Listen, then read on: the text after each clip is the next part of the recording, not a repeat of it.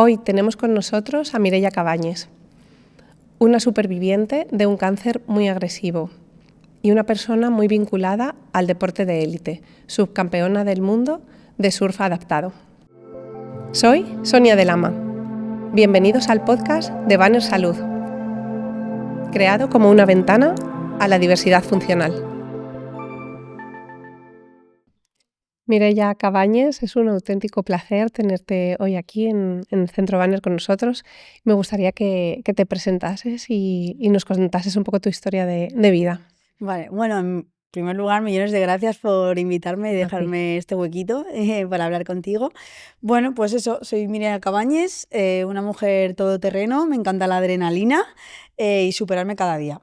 Entonces, bueno, yo nací como cualquier otra persona y el día que cumplí 7 años, por así decirlo, pues comienza mi historia. Y la historia gira en torno a un cáncer infantil, un sarcoma de Ewing, que siempre digo lo mismo, y es que me quitó una pierna, pero me hizo ganar una vida. Sí, al final un poco lo que hoy eres te define desde ese momento, ¿no? Desde el momento en que cambia un poco tu vida. Sí, efectivamente, yo siempre digo que no soy la misma, que si no llega a ser por el cáncer, yo la personalidad que tengo ahora no la tendría. Entonces volvería a pasar por ahí una y mil veces más, haría cosas distintas, de eso ahora hablamos, pero sí, volvería a repetir el proceso de enfermedad. ¿Y cómo recuerdas un poco esos primeros momentos, ¿no? La llegada del diagnóstico a casa, ¿no? Porque al final esto impactaría mucho en los adultos de casa. ¿Cómo te llegó a ti con 7 años? ¿Cómo lo viviste, sobre todo? Y bueno, también hay otra menor en casa, que es tu hermana. No sé, cuéntanos un poquito cómo fue todo. Pues a ver, yo creo que pese a ser la persona que sufría el diagnóstico, creo que fui la que mejor me lo tomé, porque al fin y al cabo mi dolor era físico y luego, pues claro, a tus padres les sienta como un jarro de agua fría. Encima mi padre con 17 años perdió el suyo por culpa de un cáncer, entonces ahora, X años después, que a su hija, la primera, la más mayor, le suceda lo mismo y que encima en casa tenga otra chiquitita con dos, 3 años, pues fue bastante duro porque además tardaron tanto en diagnosticármelo que no me dieron esperanzas de vida. Entonces fue una situación, una Muy situación dura. bastante complicada. Esos años que estuve aproximadamente 2 luchando con la enfermedad, pues mi hermana estuvo prácticamente con mis abuelos siempre. Que yo es algo que sin querer a veces me ha costado perdonarme el haberle robado a mi hermana pues algunos años de su infancia. Eso sí, ahora es como somos uña y carne y no somos nada la una sin la otra. Yo siempre es como mi persona favorita y yo creo que junto con mis sobrinas la suya.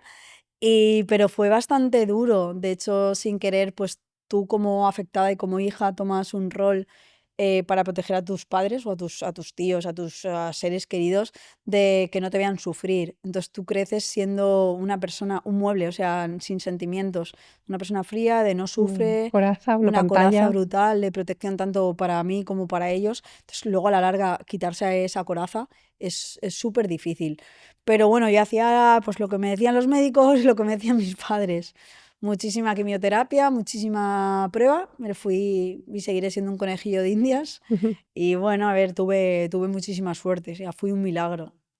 Antes me comentabas que me parece importante destacar incluso para papás que puedan transitar estos duros momentos de vivir de cerca un cáncer infantil, cómo tus padres te involucraron en el proceso explicándote Mm. cada cosa y cómo eso a ti te hizo confiar casi más, ¿no? Sí, a ver, yo por ejemplo, me escriben muchísimos padres a día de hoy, un poco que tienen el mismo tumor que yo, que están pasando por el proceso, y yo siempre le digo lo mismo, que no le oculten al niño en información.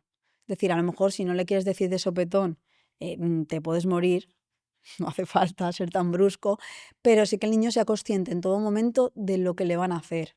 Porque muchas veces los niños somos más fuertes de lo que los adultos pensamos. Hablo de niño y de adulto a la vez. Entonces, a mí me explicaban pruebas que me iban a hacer y como que si tú sabes qué te van a hacer, te duele menos. O ya no es que no te duela, tú a lo mejor Te lloras y no es anticipas, ¿no? claro, y no lloras porque te estén haciendo daño, sino porque no sabes qué te van a hacer y te da miedo esa incertidumbre, ¿y qué vais a hacer conmigo? En cambio, si tú ya sabes que van a coger una aguja así, te la van a meter por aquí, o sea, te van a hacer una punción lumbar, tú ya sabes qué te van a hacer. Entonces dices, ¿para qué voy a llorar si me lo van a hacer igual y ya sé lo que me van a hacer?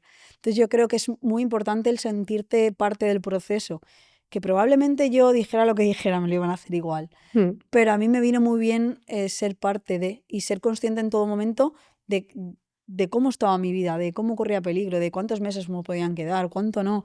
Porque a lo mejor estaba malita, sin defensas, cansada, que si a mí te dicen, nada, te queda un año, pues tú coges y te tumbas en la cama. En cambio te quedan 3 días, sacas energía de donde sea para aprovechar esos 3 días que te Y quedan. vivir, Entonces, sí. claro, yo he vivido tan al límite que me he acostumbrado a vivir así, ya no sé otra Tu cosa. modus operandi Sí, de vida, vamos. entonces es súper importante que sepas en todo momento qué es lo que está pasando contigo.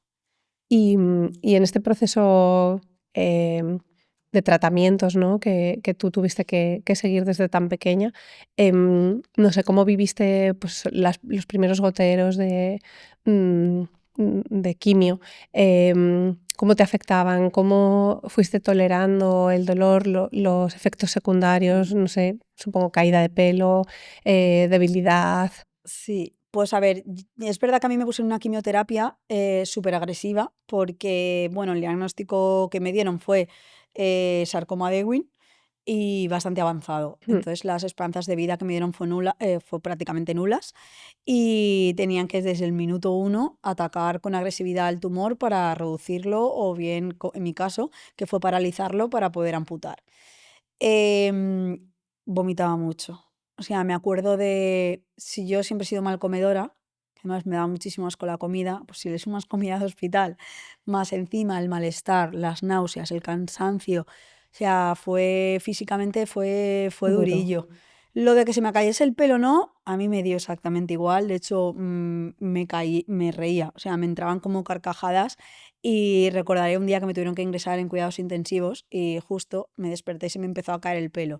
Entonces me estaban viendo por el cristalito, pues mis tíos y la hermana pequeña de mi padre. Claro, mi abuelo falleció y yo era muy pequeña. Entonces me acuerdo verla llorar detrás del cristal y yo, mira tía.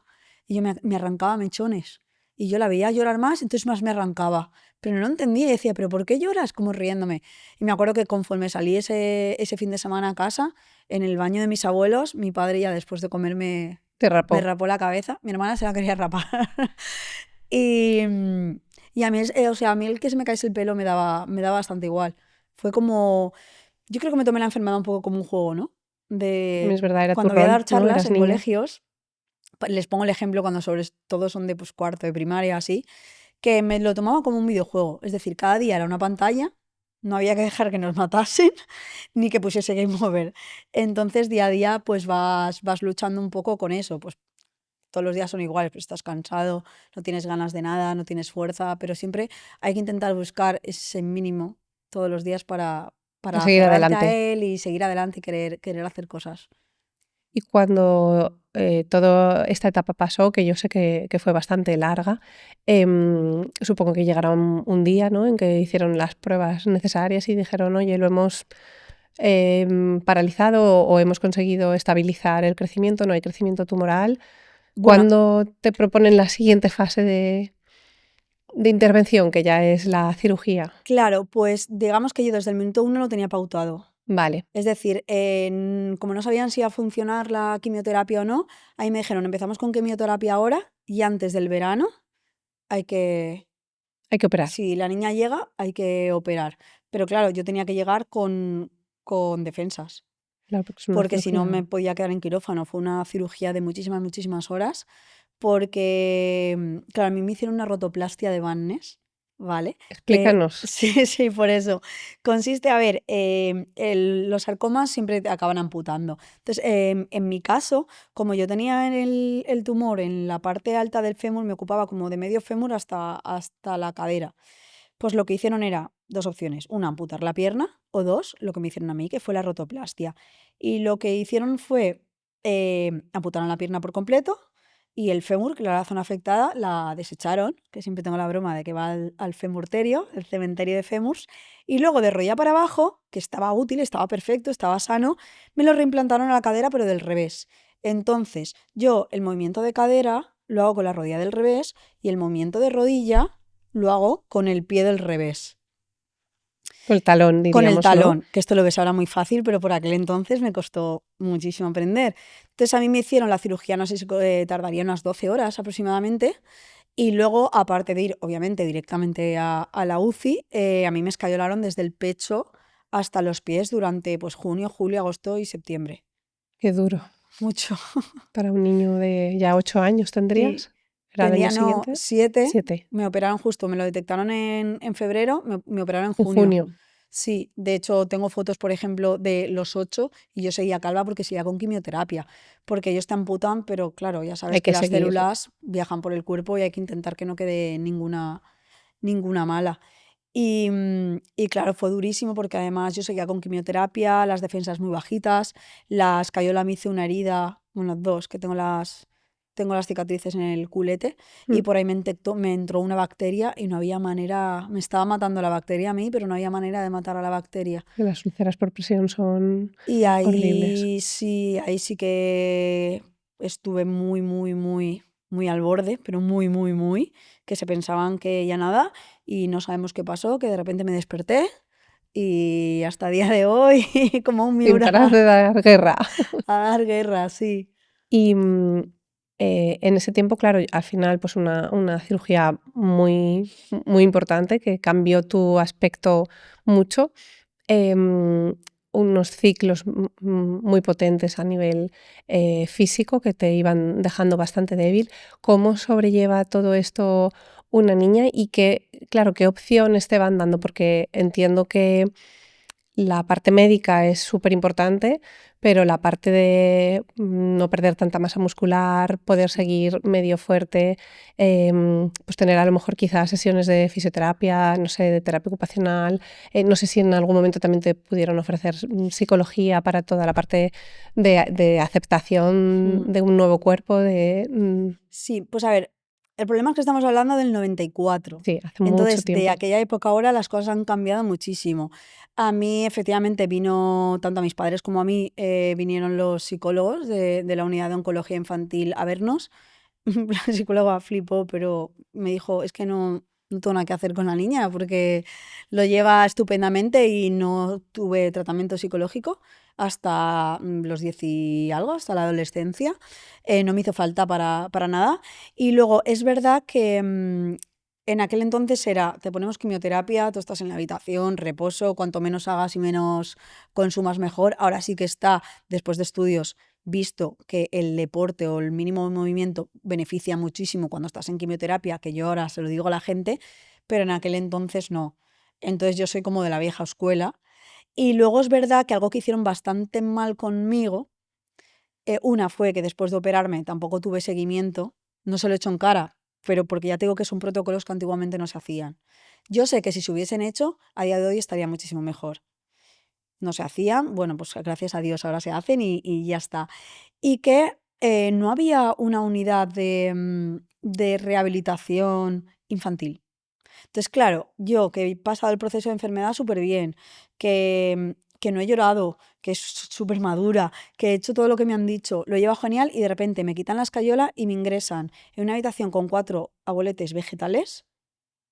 O sea, cojo un trauma yo ahí, con 4 abueletes que uno se está muriendo, el otro hablaba solo, el otro se cagaba de todo, y yo con 7 años. Y no había una unidad pediátrica, No no había había. una Entonces, claro, llegó un momento que mi madre no quería que se separase de mí para nada, porque yo me despertaba en la noche y aquello era una película de miedo. normal. Entonces me acuerdo que empecé a llorar, llorar, llorar, llorar, y cogió mi madre, montó un cirio allí, pidió la alta voluntaria y les dijo que ellos se encargaban de llevarme todos los días a rehabilitación, pero Pero que que yo no ahí no me iba a dormías quedar ahí. porque todo lo que había ganado le estaba atrasándolo a nivel psicológico.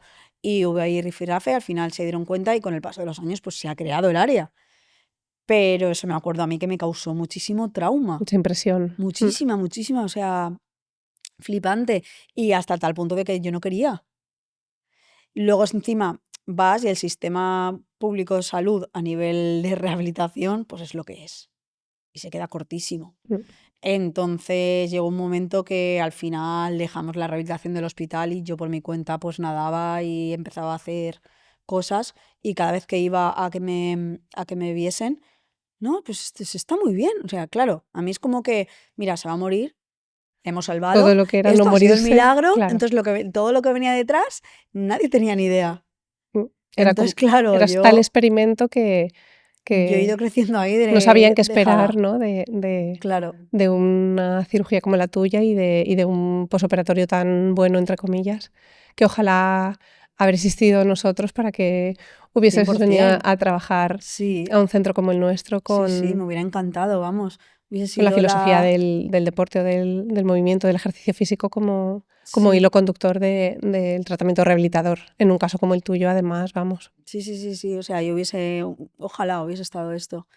Estaría aquí Y viviendo todo el día. sí, y además de la cirugía, claro, después de la cirugía, claro, una pierna más corta, te dijeron, Sí. tu pie queda a este nivel, entonces después viene una prótesis, ¿verdad?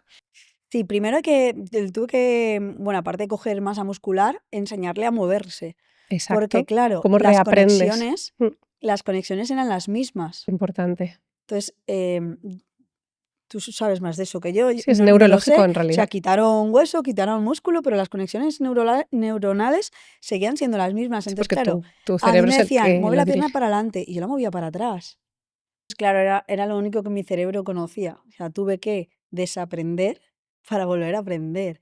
Y eso yo creo que es lo que más me ha costado. Porque además era todo tan monótono que ahora, por ejemplo, los niños vienen aquí y se lo pasan bien.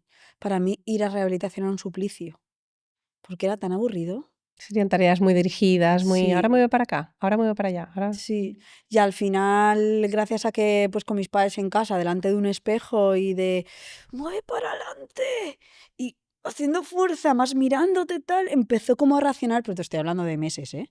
Empezó a reaccionar como la pierna. Y ahora ya lo hago todo innato. Claro, O porque has sea, reaprendido. Al sí. final tuviste que olvidarte del patrón anterior Ujú. y ahora tu pierna se mueve con patrones distintos. Claro, es que tu Sí, rodilla es tu cadera y tu tobillo, la articulación de tu tobillo es tu rodilla. Claro, es mm, complejo.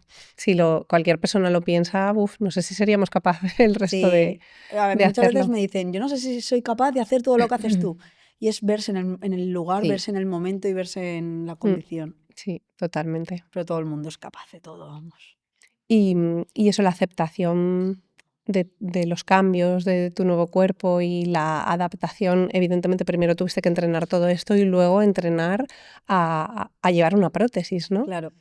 Sí, porque además, claro, si contamos que además, o sea, a ti te ponen la prótesis que pesa bastante, entonces todavía no tienes a lo mejor fuerza como Claro, para soportarla. Y encima, físicamente tú sigues con quimioterapia, por lo que estás estás súper mm, debilitada. Entonces, cuando me ponen la prótesis, que de hecho la primera mía fue rígida, no tenía articulación, yo iba en silla de ruedas. De vez en cuando pues te levantabas con las muletas un poquito. En casa sí que ibas más con las muletas, pero claro, enseguida te fatigabas. Entonces fue un periodo muy largo también.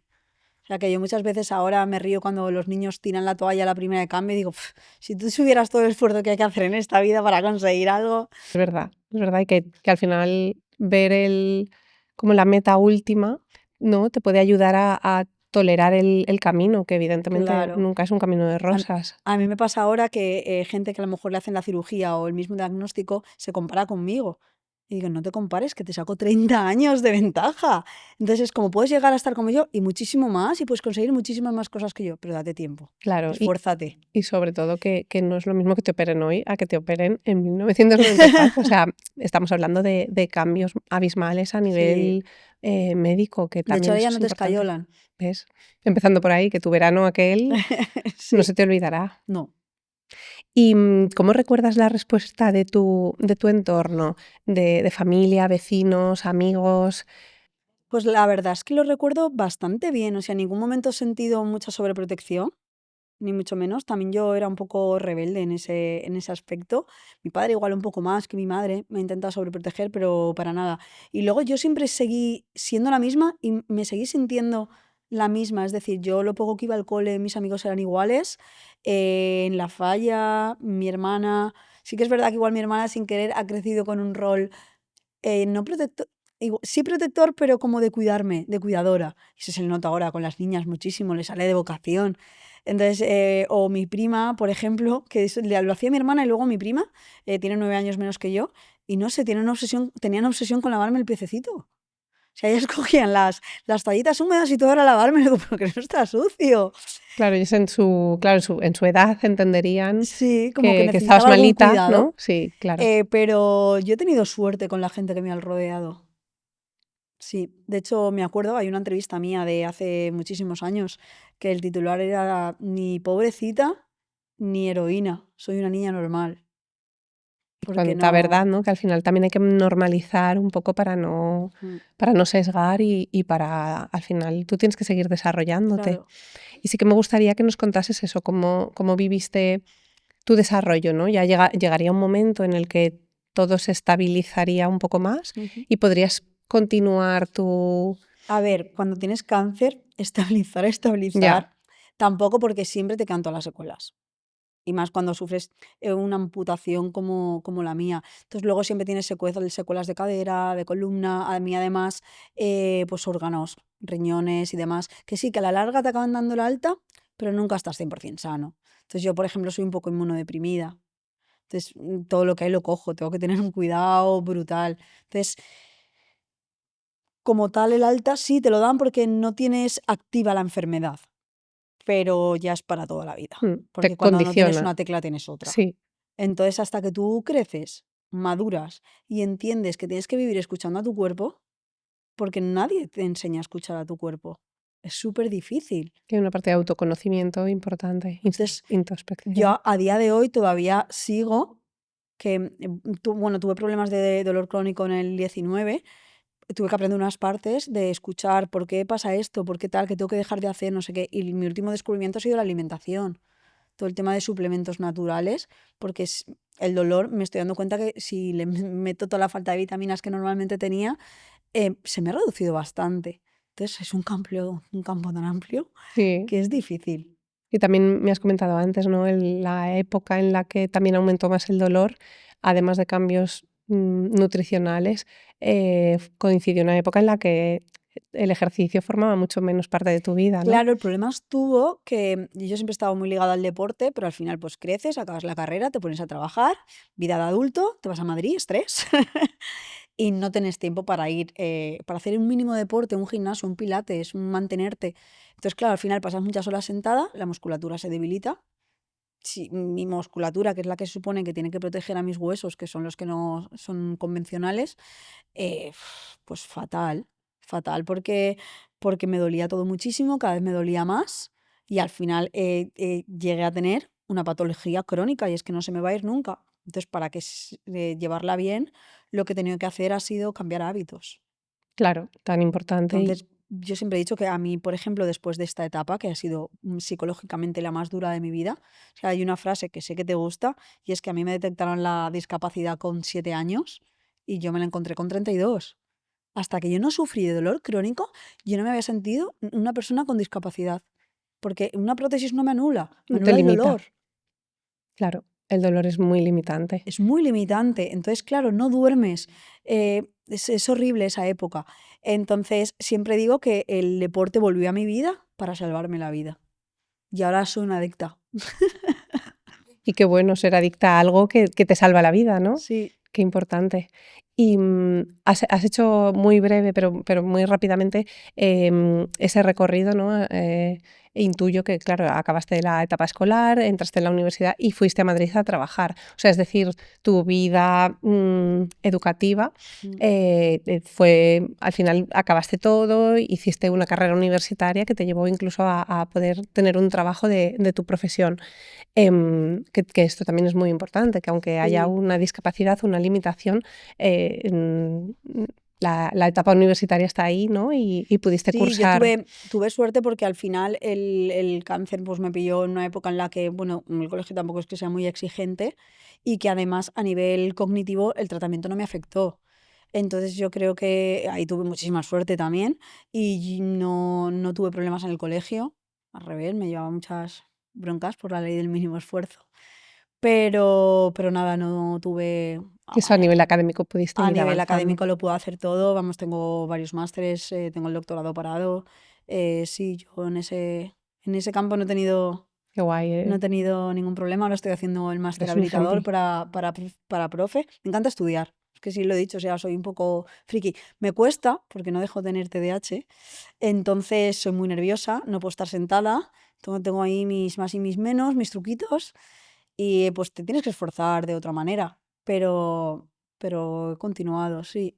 Qué bien, Mireia. Y ¿cómo llegas? Porque al final yo creo que de tu historia de vida lo más importante es el deporte, que está aquí para salvarte la vida. ¿Cómo llegas a vincularte de esa manera tan fuerte al deporte? Aunque yo sé que siempre has estado vinculada, pero ¿cuál es el día en que dices, ostras, el deporte me puede ayudar, incluso aunque tengo una cirugía que me limita funcionalmente? Pues el día que lo perdí todo. O sea, el día que tuve que coger la baja, de la baja empecé baja, o sea, en la cama, parches de morfina, infiltraciones, 2 años de mi vida parados. Entonces me dieron una incapacidad absoluta, porque claro, yo hasta que entendimos, tanto médicos como yo, que yo lo que no podía era estar sentada porque o sea, es que no puedo estar sentada por la cadera ni de pie por la pierna. Muchas horas, tengo que estar jugando mucho con el cambio de postura. Entonces, hasta que tú entiendes eso, aprendes a vivir con ello y luego sobre todo a cambiar tu día a día, tus hábitos de tu día a día. Es decir, yo ya no, es en plan, todo lo que me le ocurra para estudiar la carrera, para intentar llegar donde estoy, todo lo que comúnmente la sociedad te inculca, ahora no puedo. ¿Y ahora qué? Empezamos de cero, pero ¿cómo? Entonces, de repente, pues estaba de reposo, vi un documental de Netflix de los marines de Estados Unidos que utilizaban el surf como terapia de reinserción en la sociedad. Dije, si este deporte es el que yo siempre había querido probar. Y me puse a buscar en Google, vi que en España también había un equipo y dije, pues vamos a intentarlo. Físicamente no sé si puedo, pero es que sé que psicológicamente va a ser mi salvación. Y a día de hoy me muevo todo por la psicología. O sea, me llevo muchas broncas de mi trauma, ¿eh? Pero muchísimas. Pero es que prefiero morirme físicamente a psicológicamente. De hecho, me parece llamativo que una vez más vuelves a ser tú, sin ayuda de un profesional, ¿no? La que buscas ese medio que te ayuda a Mm, estar bien psicológicamente, ¿no? Porque al final no es nadie que te esté guiando o que te esté acompañando, sino que tú ves un documental y algo te hace clic para sí, buscar en ti llegar a ese deporte, que bueno, que también es verdad que te llamó la atención porque en el agua era donde más cómoda te sentías sí. previamente, Yo creo ¿no? que las personas que tenemos cualquier discapacidad física, el agua es donde más libres somos, Mm. porque es donde menos ayuda necesitamos. Entonces, además, un deporte que desde chiquitita a ti te gustaba, que nunca hubieses pensado en tal, y ahora dices, lo haré mejor o peor, porque soy una mera aprendiz, pero lo estoy haciendo. O sea, esa sonrisa, o cuando comparto momentos que a mí me gusta, compito, pero me gusta más los baños libres. Y cuando entras, por ejemplo, con amigas con parálisis cerebrales, por ejemplo, heavies a nivel motor, y estás en el agua y te ríes, es que eso no tiene precio. Súper bonito, es súper guay, las sensaciones que sales y es que tienes ganas de comer del mundo. Mm. Y bueno, yo voy a puntualizar que dices que compites, pero que estoy sentada con la campeona a nivel nacional de surf adaptado, ¿verdad? Y subcampeona a nivel mundial, o sea que no te Sí, quites valor. a ver, siempre me decís lo mismo y mérito no me quito, pero es verdad que si lo sois porque todavía somos muy poquitos. Bueno, Así que todo aquel que quiera probarlo, sí, que se ponga en contacto conmigo, que yo le echaré una mano, por porque supuesto. necesitamos más deportistas en esta disciplina. Por supuesto. Y además es una disciplina preciosa que yo creo bueno, que tenemos suerte de vivir en Valencia y tener cerca el mar. y bueno, tenerte aquí a ti también para poder acompañarles. Mireia, aprovechando que te tenemos aquí, que yo creo que puede ser tu ejemplo, una gran inspiración, te voy a abrir el micro para que puedas decirle algo a los chavales que vienen a Banner y que, bueno, nosotros desde aquí utilizamos el deporte, la actividad física, el movimiento como una gran herramienta motivadora y rehabilitadora y para que luego lo trasladen fuera de aquí, que hay un montón de opciones adaptadas o no adaptadas en las cuales practicar el deporte y cómo el deporte te puede ayudar a mejorar tu calidad de vida, impactando positivamente tanto a nivel social como a nivel físico, como a nivel psicológico, como tú estabas comentando. ¿Qué les dirías? Pues les diría que no se atrevan a que nadie les rompa sus sueños, que si su sueño es practicar cualquier deporte, que adelante, que lo intenten, pero eso sí, que sean conscientes de que detrás hay muchísimo trabajo, que muchas veces no llegamos a las cosas porque no nos esforzamos lo suficiente. Probablemente nuestra condición a veces lleva un sobreesfuerzo y al final canse, pero se puede conseguir todo lo que queramos con un poquito de ayuda y con muchas, muchas pues, horas de sacrificio y de esfuerzo. Entonces, que vamos, que se lancen a la piscina por sus sueños y sobre todo que disfruten mucho del proceso. Porque si no Exacto. disfrutamos del proceso, al final nos frustramos y no nos gustan las cosas. Exacto. ¿Y algún truco para sobrellevar esa frustración que a veces nos viene tan intensamente? Eh, Tengo muchos, pero tampoco te sé decir así al 100%, pero yo, por ejemplo, intento alternar dentro del surf, pues eso, baños libres con focus competición. Técnico, ¿no? Claro, algo, pues por ejemplo, yo sé que a lo mejor estoy fallando en ponerme de pie, pues a lo mejor me tiro 3 baños en el que no llegas a surfear, sino es ponte de pie, ponte de pie, ponte de pie. ¿Es divertido? No, pero sé que me va a beneficiar. Eso sí, de vez en cuando digo, "Buah, déjame coger esta olita, va a disfrutar". Entonces, terapia de choque. Sí, un poco de Un equilibrio, poquito, ¿no? claro, el encontrar, exacto, el equilibrio entre entrenar serio y disfrutar. Y ahora que acabas de comentar de el surf, el ponerte de pie, em, ¿cómo te enfrentas al surf? ¿Te pones de pie? ¿Cómo te pones de pie? ¿Usas la prótesis para surfear? Claro, pues yo hasta ahora no utilizaba prótesis porque la prótesis de agua para mi cirugía no había. Entonces no podía, iba sin prótesis y ahora el año pasado estuve tanteando y este año va a ser el primero que haga toda la temporada si voy y que empiece ya a surfear 100% con prótesis, no solo por la competición, sino por el hecho de ser 100% autónoma en el agua, en que nadie me tenga que llevar la tabla ni nada. Porque, bueno, tenemos una versión beta de la prótesis que la estamos haciendo pues el ortopeda, ¿vale? Que es de Stens Ortopedia, que están aquí en Valencia y me están ayudando una barbaridad.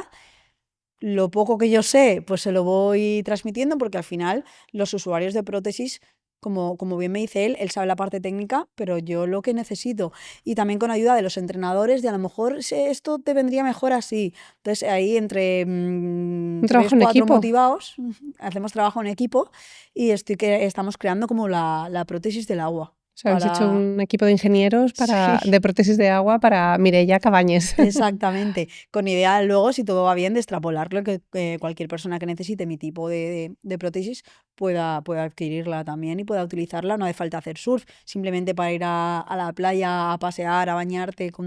Yo, por ejemplo, no tengo hijos, pero tengo sobrinas, entonces yo no las puedo llevar a la playa porque si me escapan no puedo salir detrás, sin prótesis. Entonces, simplemente también para mi vida personal, súper importante. Sería Entonces yo útil. llegué con la locura a la ortopedia y se volcaron 100% en mí para echarme una mano. Claro, es que tienen razón, al final ellos son técnicos, pero tú eres la que puede identificar las necesidades que Mm, tienes para las prótesis. Sí, yo recuerdo muy bien cuando entrenaba con pacientes amputados de miembro superior, que es mi especialidad, el entrenamiento en prótesis mioeléctricas, que funciona un poco como los músculos van dirigiendo la apertura y cierre de esa mano sí, y es súper complejo de controlar, que es un poco lo que tú decías antes de volver a aprender, ¿no? Y dejar de aprender cómo tu cerebro enviaba las órdenes motoras antes a tu cuerpo y volver a aprender cómo se hace.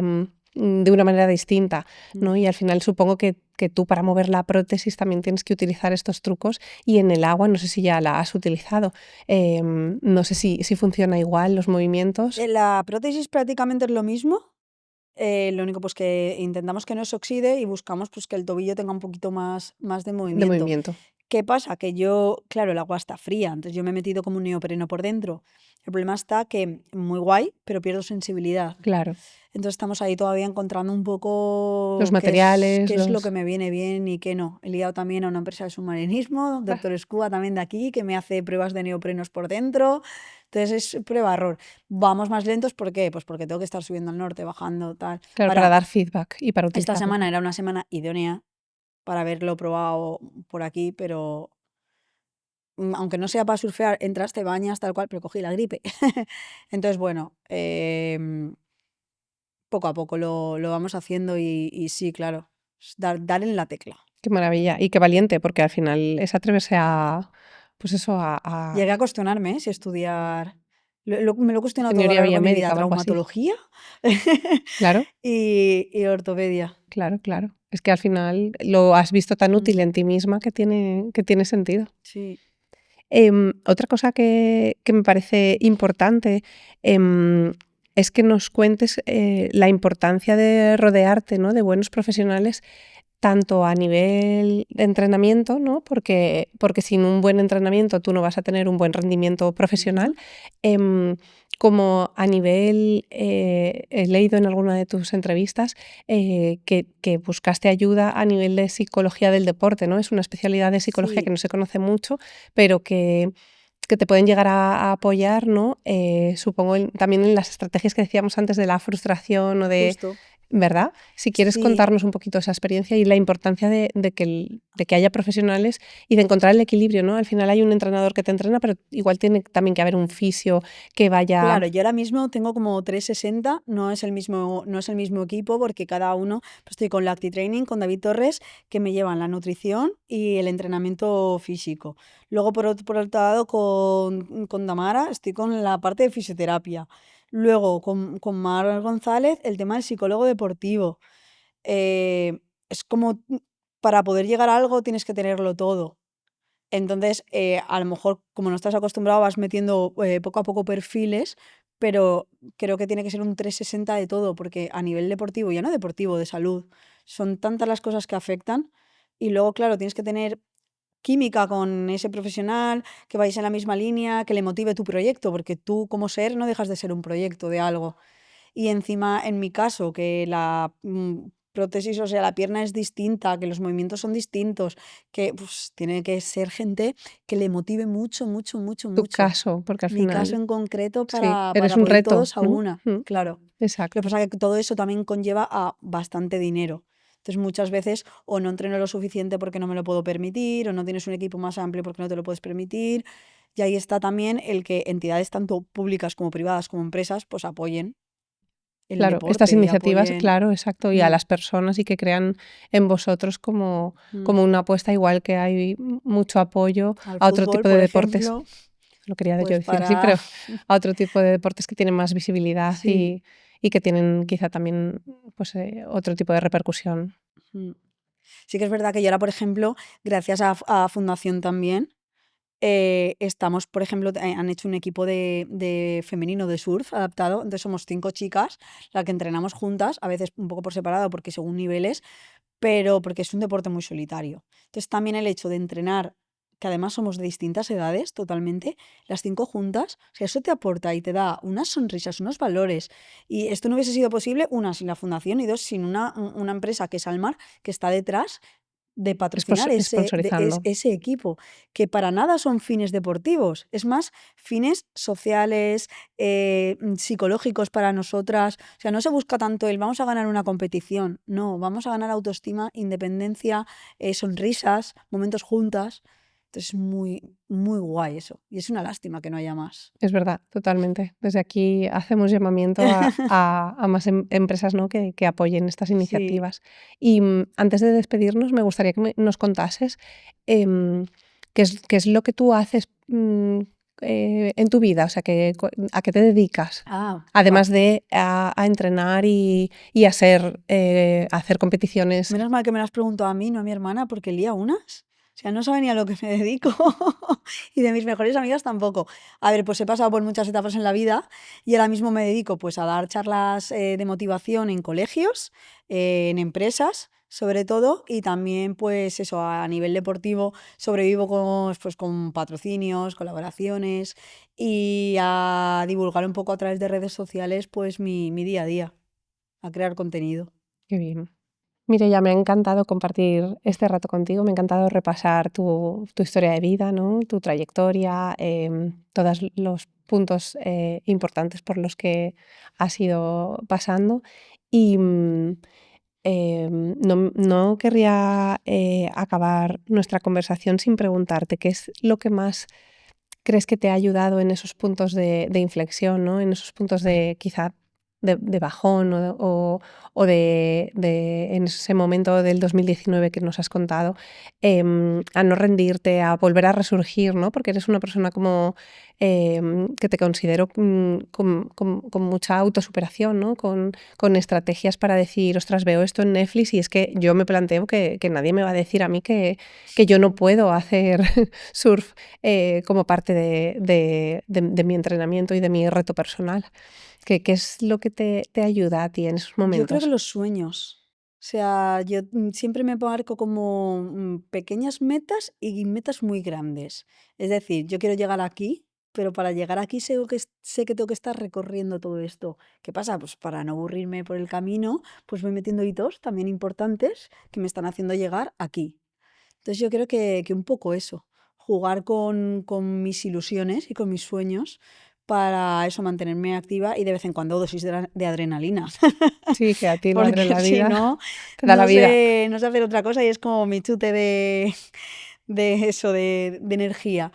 Y un poco eso, vivir pues eso, con pequeños sueños, pequeñas metas. Que están ahí, que mantienen Sí, que el me fuego, mantienen ¿no? pues como en el amor la llama, pues Mm. a mí la vidilla para seguir haciendo cosas. Pues muchísimas gracias por compartir toda tu vida con nosotros y bueno, te deseo que esos sueños no se acaben, ¿no? Que siempre surjan Prometido. sueños nuevos y que nos volvamos a sentar en un tiempo y nos sigas contando todos los retos a los que te sigues enfrentando. Muchísimas gracias. Gracias a ti. Chao.